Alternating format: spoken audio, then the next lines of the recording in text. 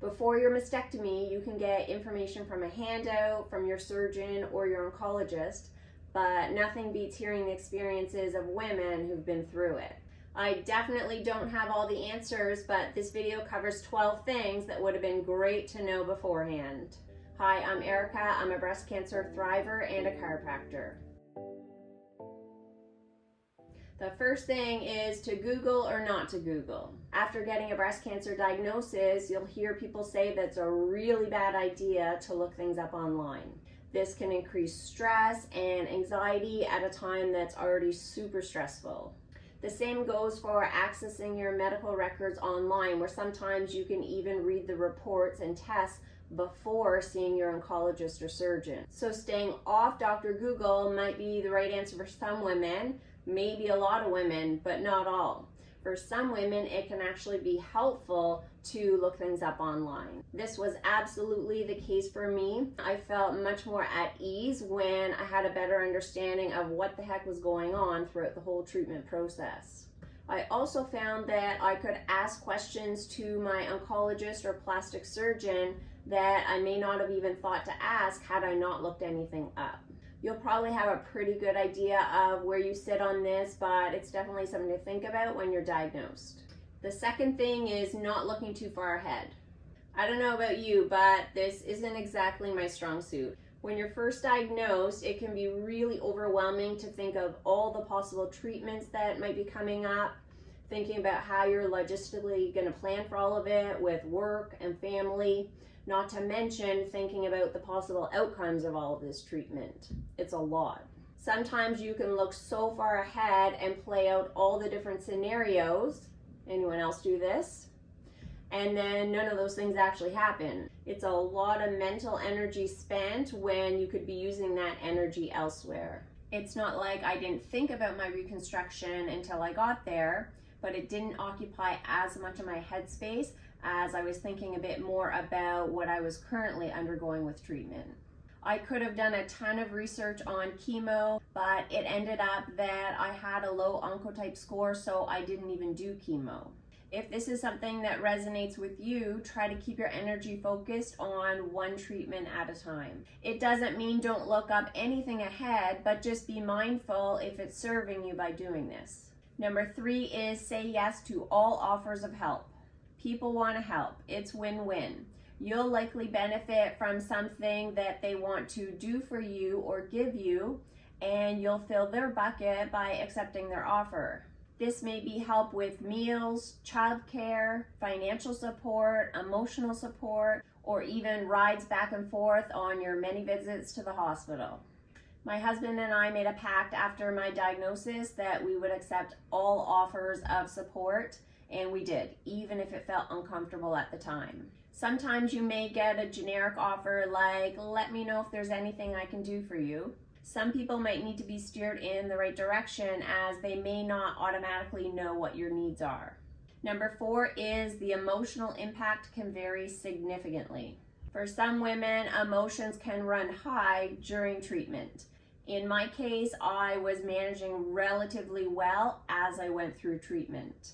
One of my patients is an oncologist, and she told me that when women are doing quite well during treatment, she often sees that they're worse when they're done. And that's exactly what happened to me. I had about 20% of my tears come during treatment and 80% afterwards, like a leaky faucet for months and months, maybe like a waterfall, and I'm still not done. When I look back to when I was diagnosed, I really went into task mode right away, where I was tackling one treatment at a time. This is what helped me manage, I think, throughout, but then that's when all my emotions came once I was done. I went through all of my treatments during COVID, and I think that's partially why I had a delayed reaction. I didn't have anyone with me for any of my appointments or even my surgeries, which seems kind of crazy. And I think to manage this, I leaned into Dr. Erica mode even more. I think my delayed reaction also had to do with me having 2 surgeries. Until I had reconstruction, I had no idea what I was going to look like, what I was going to feel like, and if I'd be able to get back to all the things that I physically like to do. So you really can't process the whole experience when you haven't even gone through all of the steps.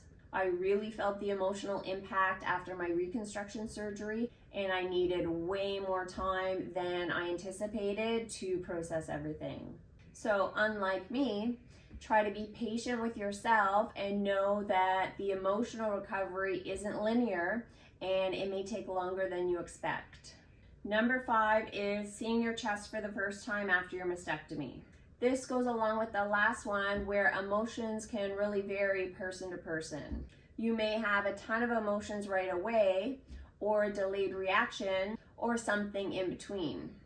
Looking back, it was pretty surprising that I didn't have much of a reaction when I saw my chest for the first time.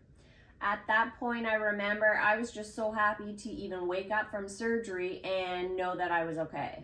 When I was in the recovery room, I went like this and looked down at my chest, and I was thrilled to see something that looked like breasts, which was tissue expanders in my case. I went home the evening of my mastectomy, and when I was getting changed into my regular clothes with the help of a nurse, there was a mirror on the wall in the change room. And when I saw myself, I was just like, that's interesting. But I had no emotional reaction at all, no sadness, no regret, no shock, nothing really. The reaction that you would expect to see after a mastectomy did come after my reconstruction surgery once the bandages were removed. I wonder if the reaction would be different depending on the type of reconstruction that you had, or with how much of a change there is in your chest before mastectomy as compared to after. I was about a small B going into my mastectomy, and then when I woke up, I had the first fill of the tissue expanders that happened during surgery. So I probably woke up with maybe a really small A, but in terms of my profile, it wasn't that much of a difference from what I went in. I would imagine if you were much larger than I was going into surgery and came out with either flat closure or expanders that weren't expanded very much at all, that would be much more of a shock to see yourself for the first time. Number 6 is 2 opposing thoughts can be true at the same time. I cannot tell you how often I encountered this throughout the treatment process, and I still actually do. I'll give you a few examples. I am super frustrated and surprised with some of the radiation side effects and how long they're lasting. But I'm so thankful that I had radiation because it's going to reduce my risk of recurrence. Or I had implants placed under the muscle because I wasn't a candidate to go over, and they definitely affect my chest function, and every time I activate my chest muscle, the implant moves to the side. This is totally expected but annoying. But on the flip side, I'm so thankful to have breasts at all because my preference was not to have flat closure. It feels weird to have all these contradictory thoughts, but both sides really are true. Number 7 is advocate for yourself. I advocated for myself countless times throughout the treatment process. Advocating can be super uncomfortable, especially if you're not used to doing it, but it's worth it. When I was diagnosed, I was pretty decisive about wanting a double mastectomy, even though doing the double doesn't actually increase the survival rates as compared to a single.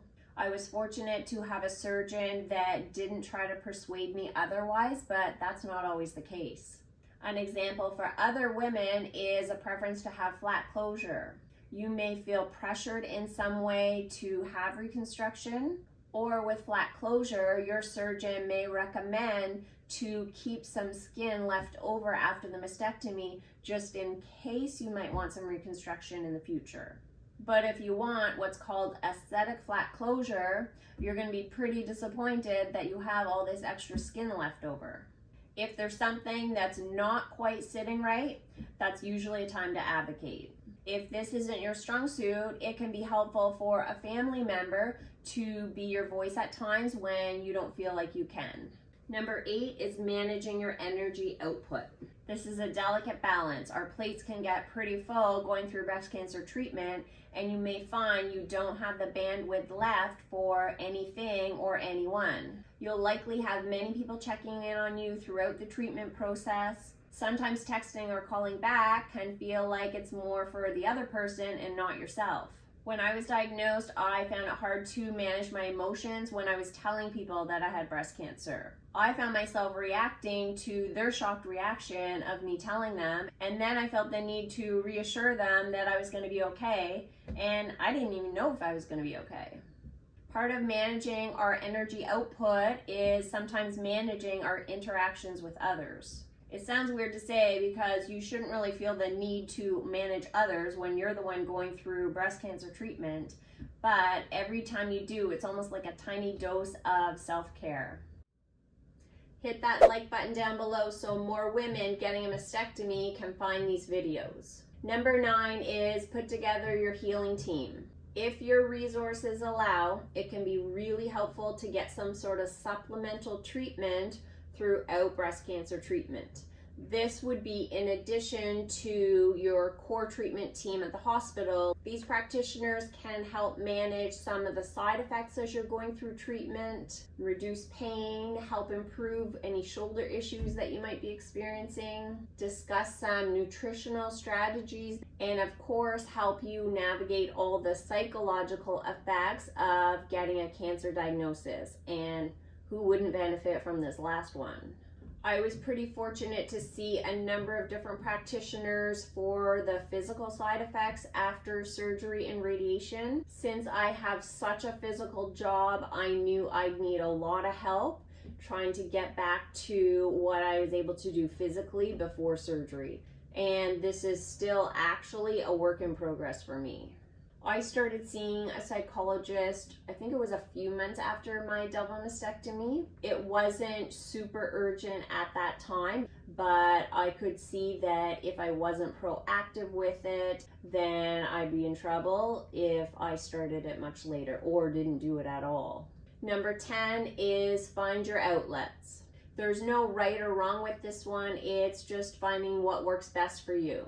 I found my head so busy all the time throughout treatment, and these were some of the things that helped me the most. Working out is literally how I manage my way through breast cancer treatment, and it's also how I've been trying to manage survivorship or life after cancer, which is a whole nother thing.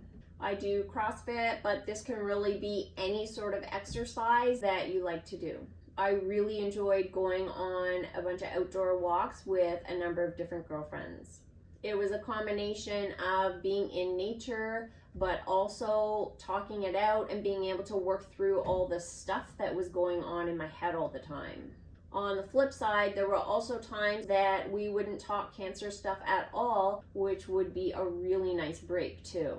I also made a point of walking to a bunch of my medical appointments as the movement helped, but I also found that I was able to decompress from the appointment when I could just move my body and process everything. I did meditation off and on throughout the whole treatment process and definitely noticed a difference when I was more consistent with this.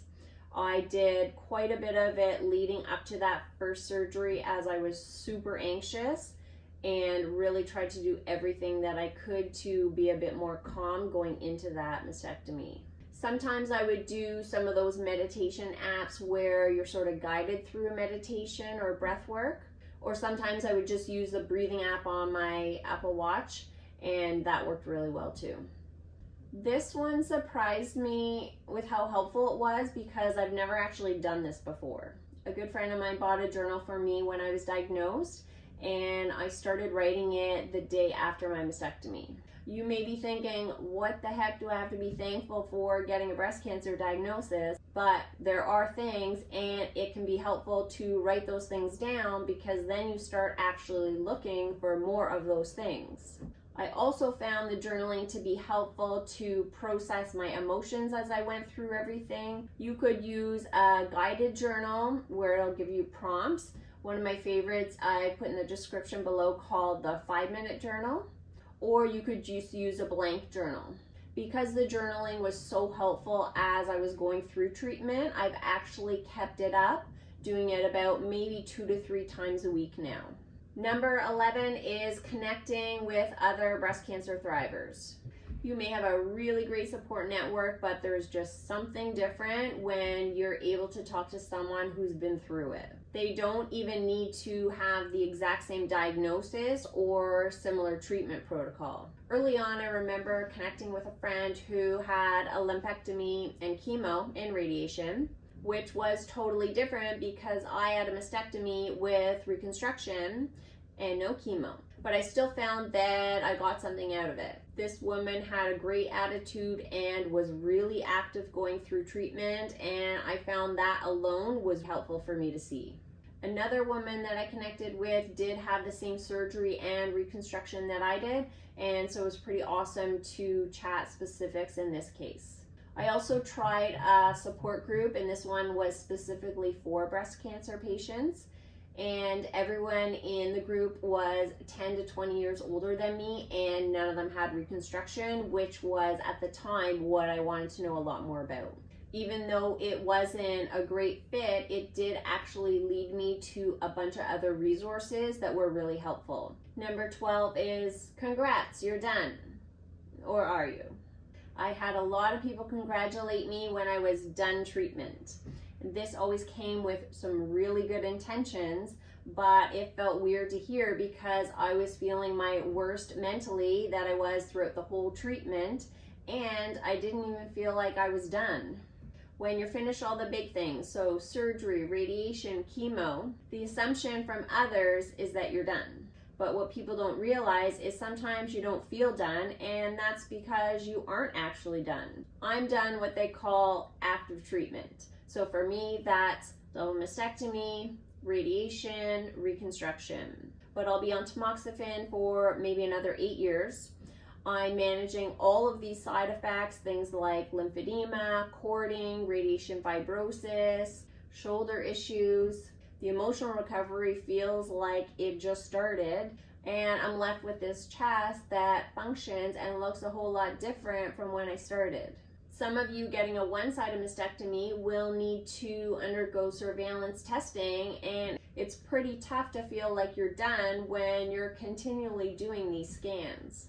After my reconstruction, I was pretty hard on myself, thinking I should be recovering faster than I was, and I was actually getting annoyed that it was taking so long. It took me a while to realize that recovery after mastectomy and after breast cancer treatment in general takes a long time. If you've already had your mastectomy, comment down below with any gems that would be helpful for other women watching this who are about to have their mastectomy. If you're watching this before your mastectomy, comment below with which points resonate the most with you. I'm sending you good healing vibes with your mastectomy recovery. See you next time.